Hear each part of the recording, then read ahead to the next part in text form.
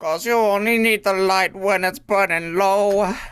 Only hate the road when you're missing home. Only know you love her when you let her go. So let's not let her go. Hey, welcome back to Steinsgate, everybody. We're going to be chasing after Part-Time Warrior in this episode. I remember where I left off because I was very excited to get back to it. And it looks like we've got some mail.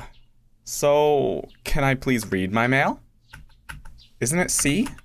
Okay, I can't read my mail. It's hard to believe it rained all night. I keep checking the Brontube workshop through the window, but the morning passes without any sign of Suzuha. There we go. Mayuri. Disappeared! They say that satellite disappeared. I wonder what happened. Did it fly away? It's like a magic trick. Well, good night. The satellite disappeared? Am I not gonna talk about that? She's probably long gone from Okabe by now. She doesn't know who she's dealing with. She is but a pawn in my game, destined to fight for me at Ragnarok. At the stroke of noon, I activate the phone wave name subject to change. The destination is my phone, yesterday, around 4 p.m.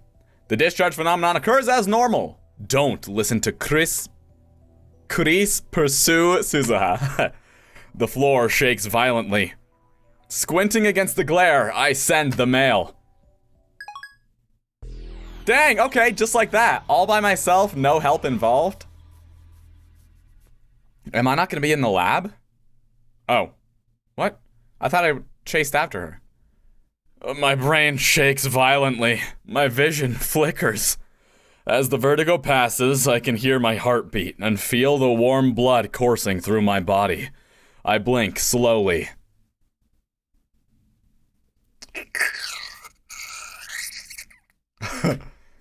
That was the sensation of reading Steiner activating. And so I know, Suzuha is ours. Right, pal. I hurry down the stairs. There's her bike, no? I step outside and look to the front of the building. What belongs there has returned. A mountain bike polished to a shining finish. And on the bench next to it, looking up into the summer sky, is Amane Suzuha. Good morning, Part-Time Warrior. I try to remain calm as I call out to her. Oh, there she is. I was worried because it wasn't showing her, but this is great. This is great news. Sup? She greets me in her usual listless fashion. Slacking off. It's not like anyone's gonna come. And besides, I was up all night partying. I'm really tired. You were partying? With who? With you, buddy. Get the hint. Were you drinking, Okabe Rintaro? Big no-no. You're only 18. We have shifted from a world line where we failed to stop Suzuha from leaving to one where we succeeded. As a result, the events of yesterday changed. I wish I knew what he talked to her about. You couldn't find your father, so we held the Last Supper to make you a test subject. Correct? Yeah, I remember you saying something like that. Thanks for all your help yesterday. My memory's a bit fuzzy. Remind me again how we captured you. Wait, were you really drinking last night? Just tell me. Well, I was on my way home from the time machine meet when... Whoa, wait a second! Time machine meet? Yep. That's the same offline meet that Daru was going to. Was that where your father was supposed to appear? I said so yesterday, didn't I? So you were going home, and then? You, Hashira Itaru, and Shina Mayuri appeared out of nowhere. You brought me to the lab, and we partied all night long. So my pursuit of Suzuha was a resounding success. I can't help but smile at how smoothly things went. Suzuha, meanwhile, looks back up at the clear blue sky. Yesterday sure was fun. Her tone is sincere. It would have been more fun if not for Makise Kurisu. The apple pie she made was deadly. Oh. But Urashibara Luca's curry was awesome. That's not usually how it's said, no? I know that it's usually last name, first name, but nobody's said it like that all game, right? Your lab seems kinda like a clubhouse. It's nice. Everyone gets along, and you're always smiling. I've never had so much fun in my life. Hey, come and join the lab! It sounds like Suzuha had a pretty dark childhood. Maybe she was bullied in school. Could that be related to her father's disappearance? A part-time warrior. As promised, you are now my test subject. But I already told you, I don't know his email address. Then we'll have to postpone the experiment until you find out. By the way, the phone wave name subject to change used in the experiment is our lab's greatest secret. You must become a lab mem to guarantee your silence. Lab mem? Short for laboratory member. When you become a lab mem, you become one of us. Can I really join? You don't have a choice in the matter. From this day forth, you are lab mem 008. Suzuha lowers her head, no doubt awed by my proclamation. I hear what sounds like a sniffle. Then she looks up, revealing a smile. I guess I don't have a choice, huh? I'm all yours. You're not going to leave? Nope. Maybe there's still a chance to find my dad. You are a lab mem now. If there's anything we can do, you need only ask. By the way, do you have any leads? Suzuha hesitates a little. Then she stands up and turns to me. Her expression is grave. My father calls himself Taitor. Why did I not see that coming? Of course. Oh, of course. Wait, Taitor? As in, that Taitor? You know about him? He might be using a different codename, though. I don't just know about him. He's been active on @channel for the past several weeks. I open the @channel thread on my phone and show it to Suzuha. Look! There's someone posting named John Taitor! Suzuha stares at the screen. This solves the puzzle! Your father is on @channel! Ha. You're right.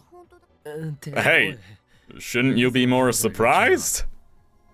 Well, it's not him. How do you know? You just said your father calls himself Taitor. I can tell. This Taitor isn't my dad. That's a strange way to put it.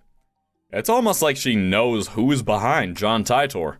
As if to answer my suspicion, Suzuha continues. His name's not John. The name my father used was... Barelu Taitor. Barrel Taitor. What? Barrel? Homeostasis, Chapter, Clear. Dogma in Event Horizon, Chapter 5, Begin. Sorry guys, I have a bit of a headache today. I'm hoping that it kind of just goes down on its own, but I'll have to take some pain meds later because I got voice acting to do. I open my eyes to a deep, scarlet sky. I'm on my back, lying face up. The sky is vast, and the color ominous. I've never seen it like this before. Where am I? I sit up. Okay, there's nothing here. A wasteland stretches to the horizon, nothing but rocks and dust as far as the eye can see. No plants, no water, no sun, no moon, no warmth, no cold, not a single breath of wind. It looks like hell, a frozen world. It can't be Earth. Mars, I could believe. Why am I here? This must be a dream. I give up thinking about it and lie down again on the sand. I guess I'll wake up soon. I should just wait until then. I wait, but the dream shows no sign of ending. Have I ever had a dream this lucid before? There's a terrible ringing in my ears that keeps me awake. I realize that it's the sound of silence. My belongings are gone. I have no watch, no phone. The lack of motion numbs my sense of time. How long have I been lying here? It might have been only a second. It might have been 3 days, an epiphany. The concept of time is a human construct. The universe at large has no use for it. Time is a cage that we created to feel secure. Within its walls, we can forget our own insignificance. I'm thirsty. Don't look now, Rintaro. Ah, delicious. It hurts to breathe. This void is no place for a human. We're not strong enough to live in a world without time. Tears fill my eyes. What do they mean?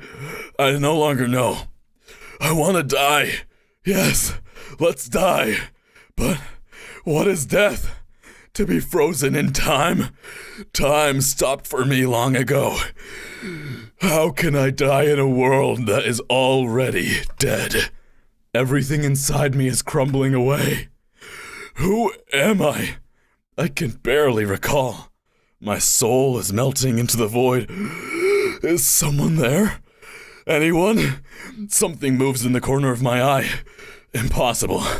I try to move my eyes, but I've forgotten how.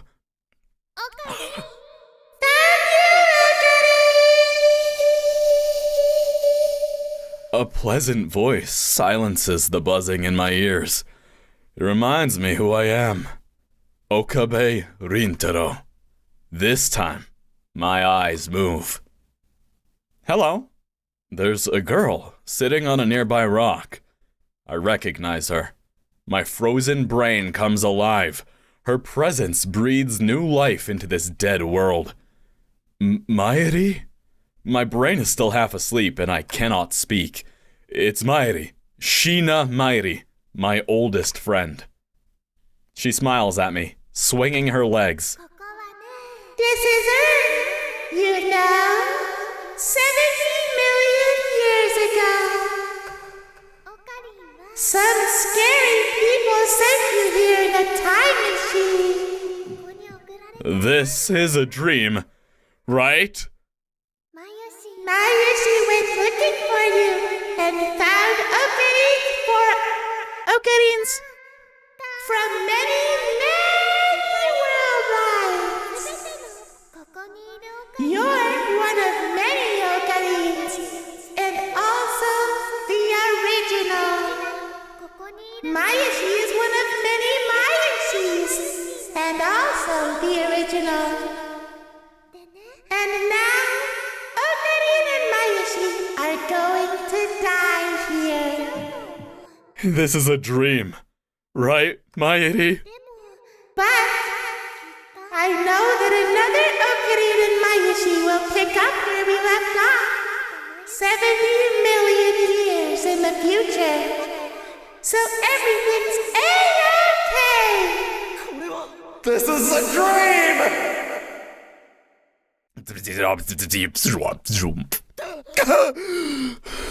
I jerk awake on top of the sofa. My body is drenched in sweat. I gotta stop falling asleep on the sofa. It was a dream. I must have fallen asleep sometime around noon. What a horrible nightmare. I guess that threatening email I got is still weighing on my mind. Still, Mayuri had to save me, even in a dream. That's unacceptable. I'm the one who saves her.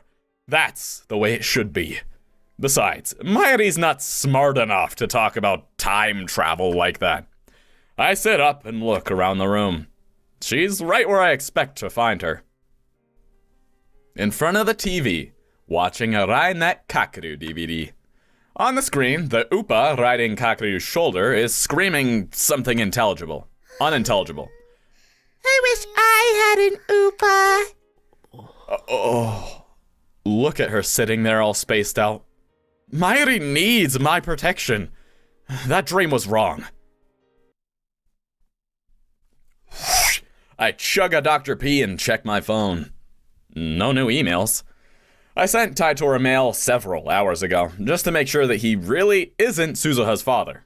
He hasn't replied yet. Obviously, Daru and the others don't know that I changed the past. Incoming call? From Fades? I don't have her number. I had to use Mayuri's phone, didn't I? This is Ho in Kyoma. This is Zoe and Gemma. Yeah, it's Fairies, yeah. Oh, it's you, Akiha Rumiho. Yeah. Who's that? Yeah. I could have sworn her real name was Akiha Rumiho. Don't tell me. Could the D-mail have changed that too? No, she's just being cheeky with you, bro. Fairies is Fairies, yeah. I don't have any other names, yeah. Yeah, right. Your true name is Fades. My apologies. Of course, she's just being her usual self. Well, what is it? If Fades is calling me, it might be about the IBN 5100. She did promise to help us find one. You've been too conspicuous, Nya. The cat's out of the bag, and now you're trapped, Nya. More of Fades' usual nonsense? The 4 Guardian Kings have awakened, Nya. There's no escape, Nyan. Is that so? If you think the 4 Guardian Kings can stop me, just wait and see. Akiba will be drowning in blood before nightfall. After the 4 Guardian Kings are the 4 Guardian Queens, Nya. After that, it's the 8 Devils, and then the Black Angel 12, Nya. That many? What's going on in this town? You've really stirred up a hornet's nest, Nya. I'm sorry, Kyoma, but this is checkmate, Nyan. No, it's not over yet. If I can just acquire the item, I can turn the tide. Have you still not located the IBN 5100? Sorry, Nya. I have agents looking all over the world, but still no luck, Nya. What? So she has no progress to report? Please hurry. I'm running out of time. Okay, Nya. I'll tell you as soon as I find one, Kyoma. Until then, hold on to your 9 lives, Nyan. Yeah, I can't die yet. I can't die yet. Sigh. Come. She hung up before I could finish. Damn it! That's why I hate talking to Fades. Anyway, moving on. Moving right along. This time around, my search for an IBN 5100 is going poorly. Actually, I suppose I should consider myself lucky for having found one so easily the first time.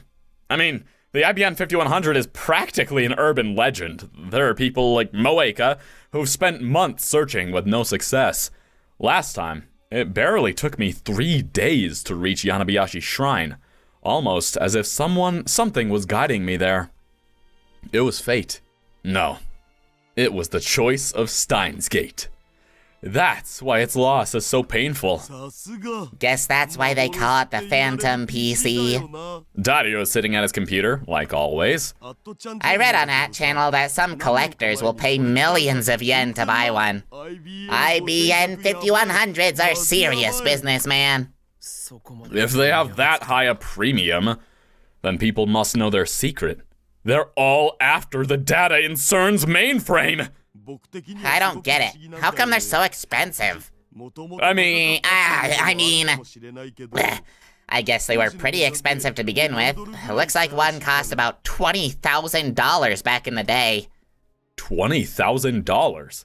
Is that actually dollars, or is that in, like, Japanese currency? That is expensive.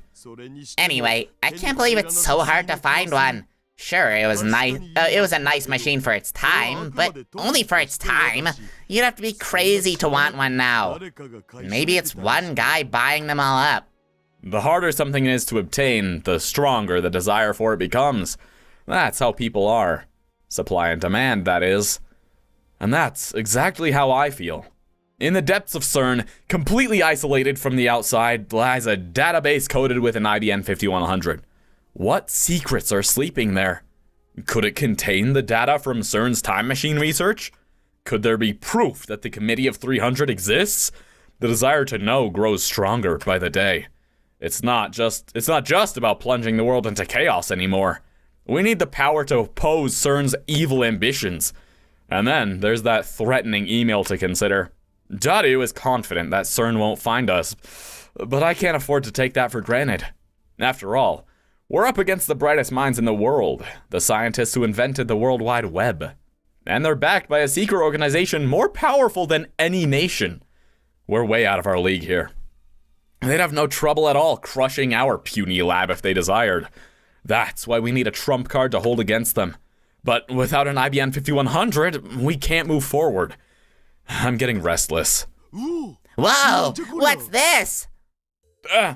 Daru suddenly lurches forward to stare at his monitor. What's wrong? But there's no way that's right.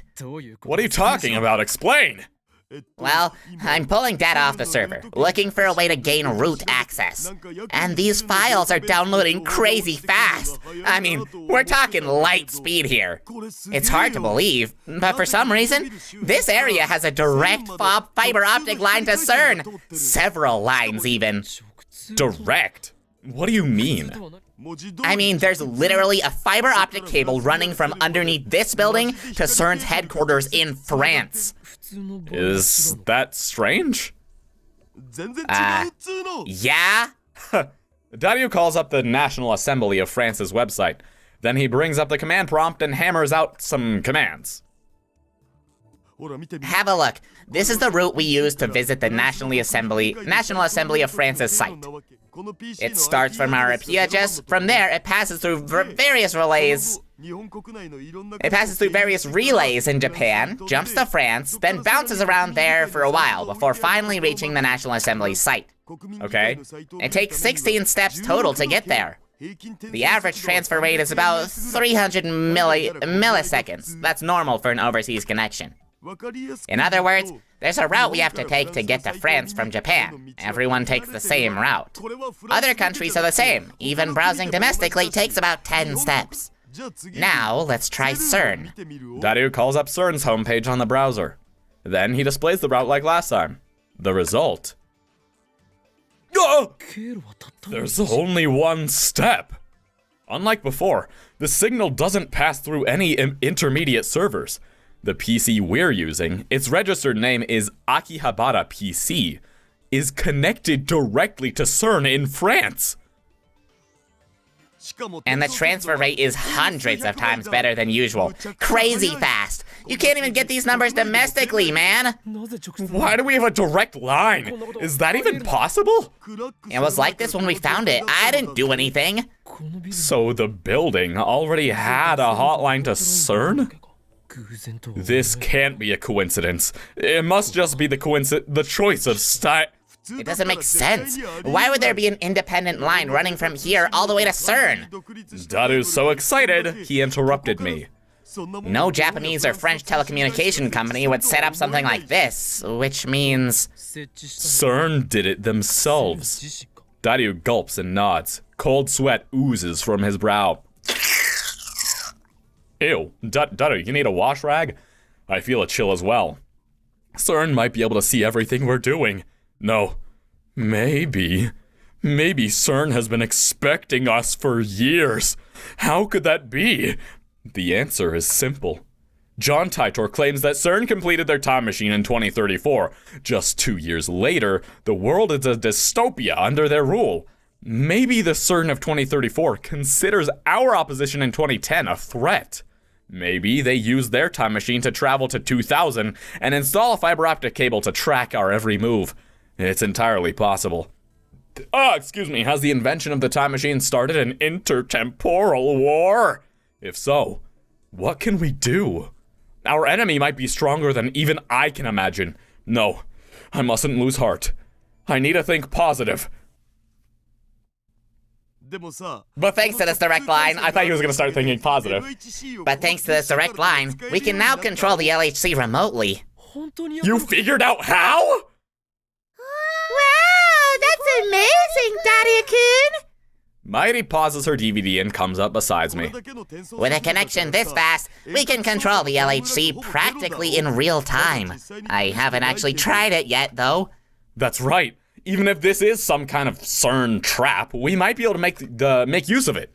They're still vulnerable to our attack. The LHC is that 20-kilometer long tunnel thing, right? What does it do again? It accelerates protons and smashes them together.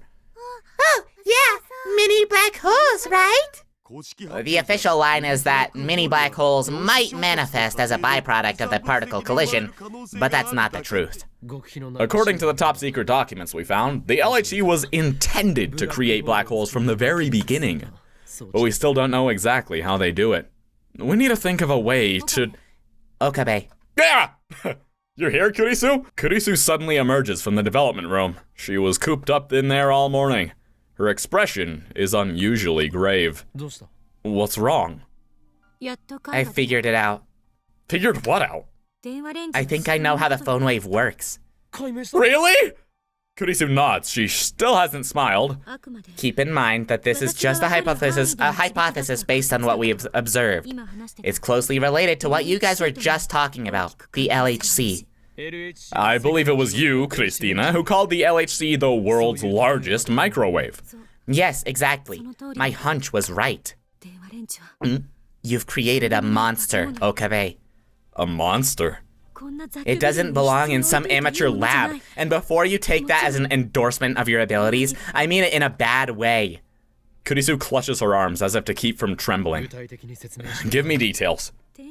Did you know that the microwave oven was invented as a byproduct of radar research? Daru and I nod. Mayuri shakes her head. We read up on all that back then. The phone wave name subject to change started acting... Back when the phone wave name subject to change started acting weird. Microwaves are electromagnetic waves with a frequency of 2.45 gigahertz. The phone wave is commercial grade, so its output is around 1500 to 2000 watts. Here's the important part. Kurisu goes on to explain that the electromagnetic waves outputted by the microwave are somehow connected to the electromagnetic waves outputted by the okay. In fact, you could say they fuse together. According to Daru's blueprints, the microwave and the phone are made to send out shared electromagnetic waves by taking their leads and hardwiring each of them to the magnetron's cathode and anode. On one hand, we have the microwave super strong electromagnetic waves, originally a byproduct of the military's research into radar technology. On the other, we have the cell phone's standardized electromagnetic waves, a frequency now ubiquitous throughout the world. What happens when you fuse those two waves? Both devices use electromagnetic waves. I'm not a specialist though, so I can't examine the extent or magnitude of the influence that the fusion has. But hypothetically, if the cell phone were to become a stepping stone, scattering the military-grade electromagnetic waves over a vast range of hundreds of kilometers, then not just Akihabara, but all of Tokyo would turn into the inside of a microwave oven. Taking into account slight variance due to body weight, the average time until death for the people inside would be 3 minutes. Seriously? Then the phone wave's a weapon of mass destruction, isn't it? Is it really that powerful? Let me tell you what happens inside the phone wave. The air inside the oven is full of invisible hydrogen atoms. First, it bombards the atoms with microwaves to increase their energy potential. This is the normal function of a microwave oven. But when you add the electromagnetic waves from the phone, the harmonics trigger a chain reaction. The particles collide repeatedly at near light speed, gaining mass and energy each time. In other words, it becomes a sort of particle accelerator. A particle accelerator? It's literally the same as the LHC! So, if the LHC was created to generate mini black holes, then the phone wave name subject to change must also produce mini black holes! Kurisu doesn't deny it. It's a miracle that this thing has been so stable. But there's still one thing I don't understand. Even if it does produce mini black holes, they should evaporate instantly. But that's not what happens in the phone wave. The jellification phenomenon proves that. Just like in the LHC, our mini black holes are turning into Care black holes. According to Taitor, you have to inject electrons to produce the Care black hole effect. Where do the injected electrons come from? That's what I don't understand. The LHC uses something called a lifter to inject electrons into the black hole and control the gravitational field. Hold on, Kurisu, I got some mail. Part-time warrior. Oneself. It's easy to pretend to be someone you're not. Ultimately, however, there's no escaping the contradictions between your false self and the real you. It's a paradox, and paradoxes can't hold. I tried to tell myself that I didn't need anyone, that forming bonds would only hurt, but somehow, I ended up joining your circle of friends. I still don't know if it was for the best. No, I'm sure it was. Without you, I would have given up on ever finding my dad. I don't know why I wrote all this. I guess what I'm trying to say is, thanks. Aww. Are we sharing confessions now? Be careful to whom you expose your innermost feelings. They may use them against you. I don't want to reply. There's only one option, but I don't want to reply. I don't want to say, be careful who you expose your deeper, darkest secrets to. Don't tell me all this information because it might lead to your downfall. I don't want to tell her that. I want to say, hey, no problem. Thank you for being such a good friend. We'll find your dad together. I'm not responding. Something is filling that role inside the phone wave. Something? Like I said, I don't know what. So I guess that's what it's come down to. All Kurisu's explanation does is confirm our hypothesis that the phone wave name subject to change functions as the same as the LHC. Looks like we need to review what the LHC does. It's time for our LHC Moe guy to shine. LHC stands for Large Hadron Collider. Hadron? It's the name of an elementary particle. The LHC is basically a huge circular tunnel underneath Switzerland and France. It sits about 100 meters below the ground and has a total length of 27 kilometers. There are 2 rings that run through the tunnel. Inside the rings is a super low temperature vacuum. An environment like outer space, basically. Seriously, Moe. In an adjacent facility, protons are gradually accelerated by the linear accelerator, the proton synchrotron booster, and the super proton synchrotron. Sure. Finally, they're injected into the LHC, where they undergo their final mass acceleration via a series of superconducting magnets installed in the tunnel. By now, they're traveling at up to 99.9999991% the speed of light. That's enough to melt your brain. Not as dangerous as the phone wave, though. Finally, the accelerated protons collide approximately 1 to 10 billion times per second. The purpose of the LHC project is to study the high-energy reactions that result. Or so they say. We know they're a bunch of stinking liars. I guess that about covers it. And that, my fellow lab members, brings us to the question. Can the phone wave name subject to change beat CERN to true physical time travel? 2 problems. 1, setting the destination. 2, the lifter. We've already established that the D-mail arrives precisely when and where it's supposed to. It's dangerous to accept that without verification. Agreed. As for the lifter, we already know it exists. We just need to figure out what it is. I don't think we're going to find it. The phone wave's not exactly big, you know, and we've been poking at it for days without turning up a clue. Even if we do find it, it'll take forever to learn how to tune the electron feed properly. How long is forever? CERN's been working on it for 9 years, and they still haven't solved it. We're just amateurs, so it's bound to take even longer. Wait, I have an idea. Let's look at it from a different angle. CERN tried to send people back in time, but they couldn't get the electron feed right. The singularities were not naked. It's the same with the phone wave name subject to change. You can only send 36 bytes of data safely, otherwise you get a jelly man. Let's consider the problem in reverse. What if we could convert a human to data, then compress that data into just 36 bytes? We could send that person through the ring singularity, just like a D-mail. Couldn't we? Convert a human to data? That's not even possible, man. And even if it were, there'd be like exabytes of data or something. You want to compress that into 36 bytes? Are you high? I thought it was a good idea. I guess it's not that easy. The barriers to time travel are just too high. I turned to Kurisu, meaning to ask her opinion, and then I realized that her expression has changed dramatically. Her eyes are as wide as saucers, and her mouth is hanging open. Of course. If it works, then maybe... She pauses for a second, and then... Maybe we can do it! Do what? Time travel? It's hard to believe what Kurisu is saying, even though it was my idea in the first place. Are you serious? Kurisu grins triumphantly in response.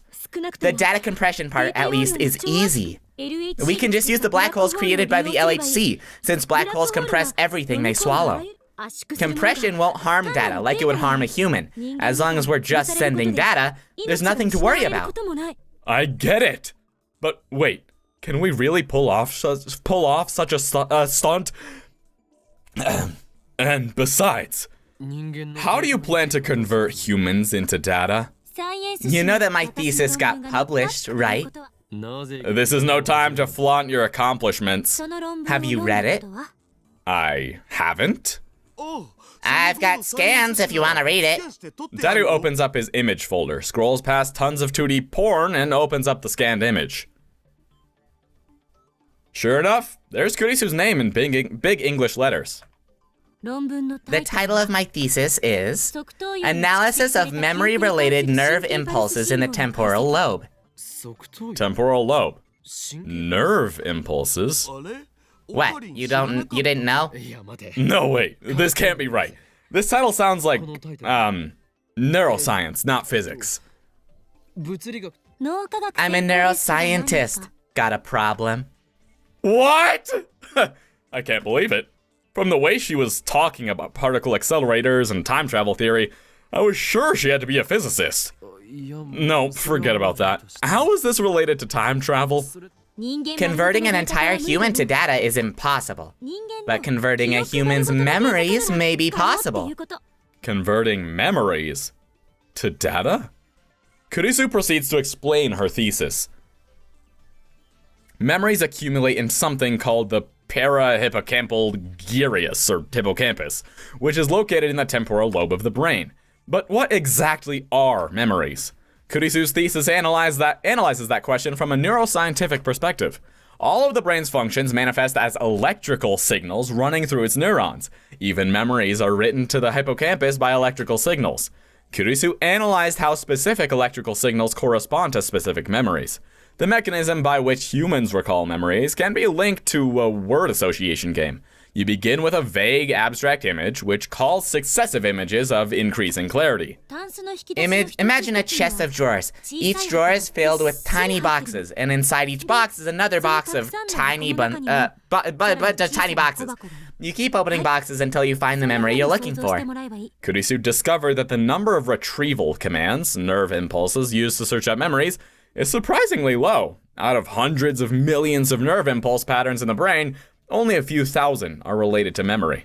It was a successful analysis of these patterns that earned Kurisu and her research team critical acclaim in the scientific community. Now, before you ask how this relates to time travel, there's only one thing I need to explain. Several years ago, my lab, the neurophysiology lab at Victor Condoria University, developed a technology called visual rebuilding, or VR for short. That's already got something. Put simply, it enables conversion of video data into nerve impulse signals. Used in reverse, it can also convert nerve impulses into video data, or any other kind of electronic data. So, if we combine VR technology with my research, do you see where I'm going? No way! We can convert memories into data? Not just that. Memory transplantation, backups, external storage, all of those things become possible. It's like science fiction. In a sense, this technology could be used to copy a person's soul. According to Kurisu, some religious groups strongly oppose this research, as you might expect. On the other hand, the medical community is ecstatic about the possibilities. In any case, it's amazing that my assistant here was able to make such an incredible discovery. Of course, she did have a university supporting her, but still. So basically, What you're saying is that we convert the subject's memories into video data. Use the LHC's black hole to compress that data into 36 bytes, send that data through the Care black hole inside the phone wave name subject to change, and finally, imprint those memories on the subject's brain in the past. What does that mean? We can send our memories back in time. In order to differentiate it from physical time travel, let's call it a time leap for now. You don't go back, just your memories. It's so crazy that nobody's thought of it before. She's right. The idea is ridiculous, which is exactly why none of the geniuses at CERN could come up with it. But this union of physics, neuroscience, and physiology, I don't know why I get that word so messed up in my brain, will make the impossible possible. To transfer memories to the past via cell phone. To time leap. The important thing to remember is that only memories are being transferred. Personality and consciousness aren't included. What does that mean? How is it different from what you see in sci-fi novels? Time leaping in sci-fi usually sends everything: consciousness, personality, and memory. But in real life, there's probably too much data, and besides, we only analyze memories. Think of consciousness, personality, and memory as separate things. Memories are like the video data stored on your computer, and consciousness and personality are like the OS. But videos can take up way more space than the OS. It's just an example. For starters, it's still not clear where personality and consciousness are located, or how they are constructed. So we can't convert them into data, or at least I can't. So we can only send memories. Where does that leave us? Your memories aren't the only thing that define you. Even if you send your memories to the past, it will be the receiving use consciousness and personality that processes them. So in Mindor's terms, it's like copying data from a Vista computer to a Min 95 computer. The most widely used operating system. Okay, sure. Data created with the latest OS might not work on an older OS. It might cause errors. For example, if you sent your current memories to yourself in elementary school, the gap between your memories and your body could have serious consequences. Anyway, is it correct to assume that we'll be targeting ourselves in the past? Kurisu nods at my question. Just like with the D-mail, we're using cell phones as the transfer medium. To be precise, you can only leap into your own body, and only if you had a cell phone at the time of reception.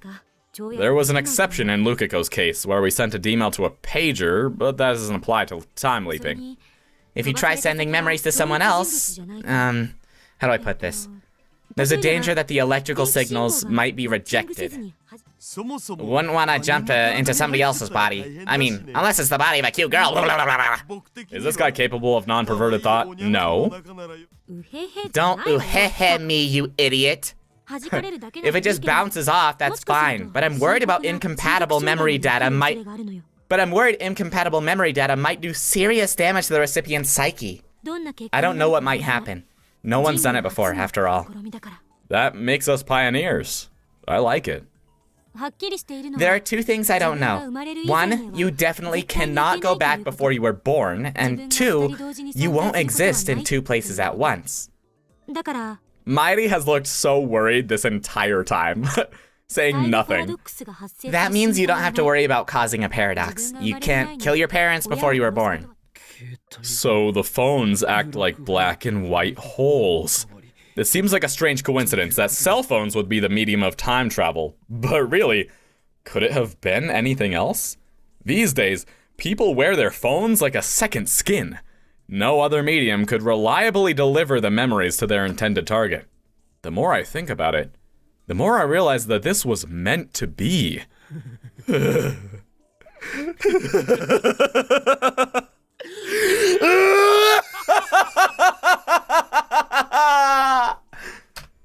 I whip out my phone and place it in my ear.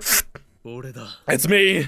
Everything is falling into place. The plan can now proceed to the final stage. I'm talking about Operation Vertandi, of course.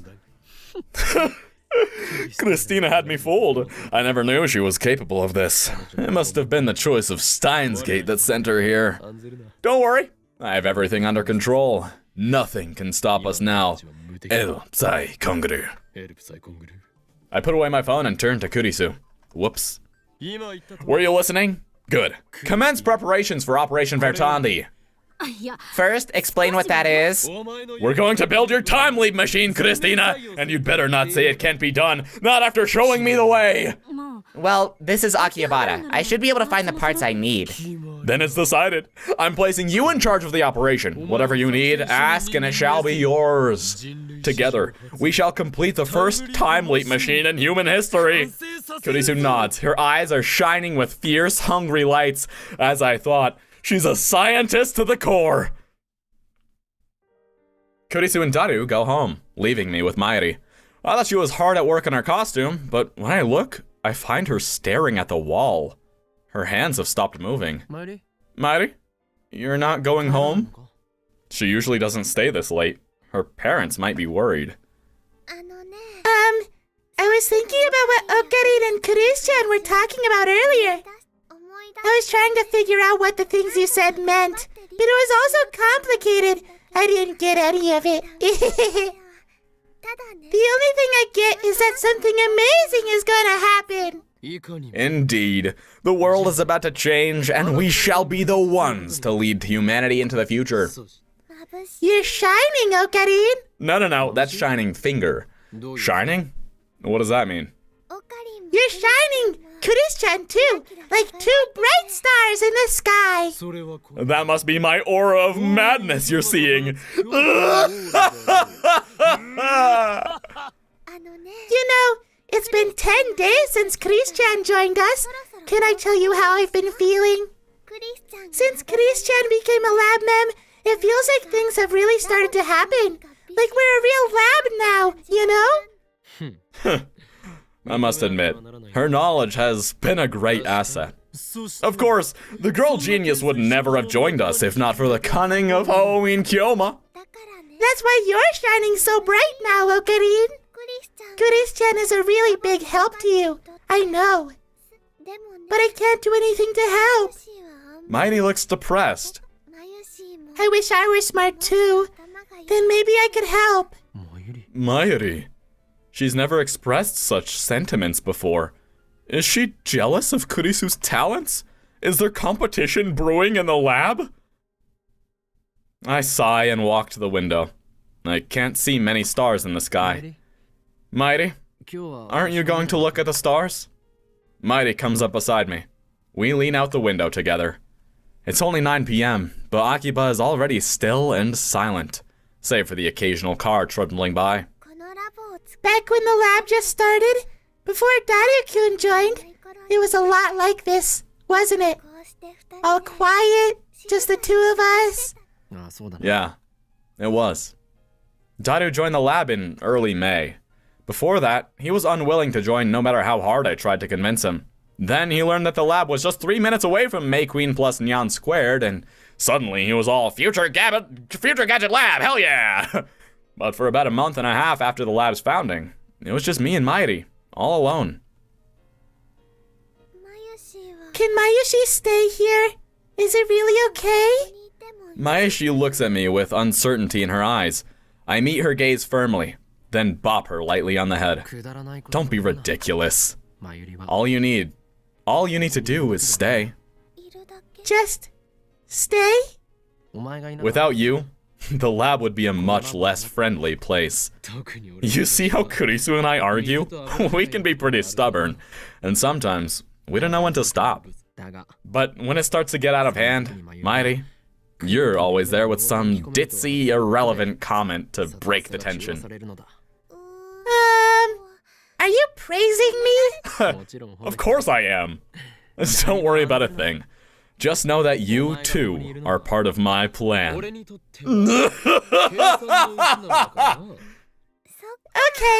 thanks, Okarin. Mayuri smiles in relief, and then her stomach rumbles. I'm starving. I'll warm up some canned Odin. You want some too? Yeah, heat it up. Coming right up. Soon we are chowing down on piping hot Odin. This is so cute, bro. I can't go on. The next day, yeah, I'm gonna stop here. Ah, that was so cute. Oh, I couldn't stop myself. I love them. They're so cute, bro. I can't stop saying how cute they are. Hey, if you think that they're cute, like the video and comment down below and ring the bell icon and subscribe to my channel because I'm cute too. Ding! Thanks for watching. I'll see you in the next one. And I hope you all have a good day. Okay? Peace out!